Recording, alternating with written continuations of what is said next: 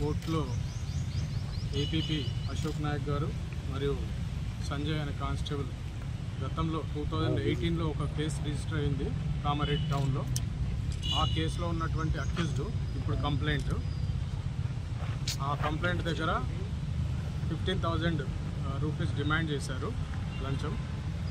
అది ఎందుకంటే అతని కేసు తొందరగా ఎండ్ చేయడానికి గాను తర్వాత అక్విట్ చేయడానికి ఆ కేసులో 15,000 డిమాండ్ చేస్తే అతను బతిలాడితే ఒక 10,000 ఇవ్వని అని చెప్పేసి బేరం కుదిరింది వాళ్ళకి.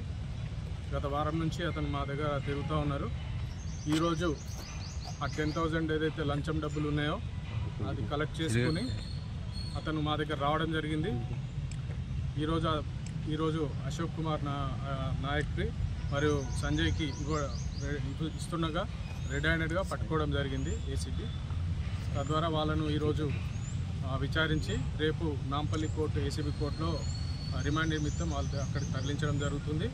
తర్వాత ఇక్కడ అధికారులు కానీ ప్రజల్ని ఇబ్బంది పెట్టేటట్టుగా లంచం అడిగితే ప్రజలు ఏసీబీని యూజ్ చేసుకొని ఏసీబీకి సమాచారం ఇస్తే ఇట్లాంటి అధికారులను పట్టుకొని రిమాండ్కి తరలించడం జరుగుతూ ఉంది.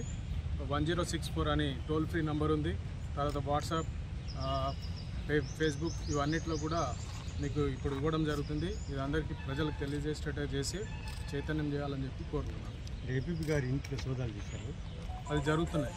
అది ప్రాసెస్లో భాగంగా కానిస్టేబుల్ ఇంట్లో కానీ ఏపీపీ గారి ఇంట్లో కానీ సోదాలు జరుగుతాయి. ఇంతకుముందు కూడా ఆయన అడిగినట్టు ఆరోపణలు ఉన్నాయి. ఇంకా మిగతా ఎవరైనా ఇప్పుడు లేదండి, ఇప్పుడు ఇదే ఫస్ట్ టైం. ఇప్పుడు ఏమన్నా అది తర్వాత ఇప్పుడైతే విచారణలో ఉంది భాగంగా మీకు చెప్తాను. ఓకే అండి, రైట్.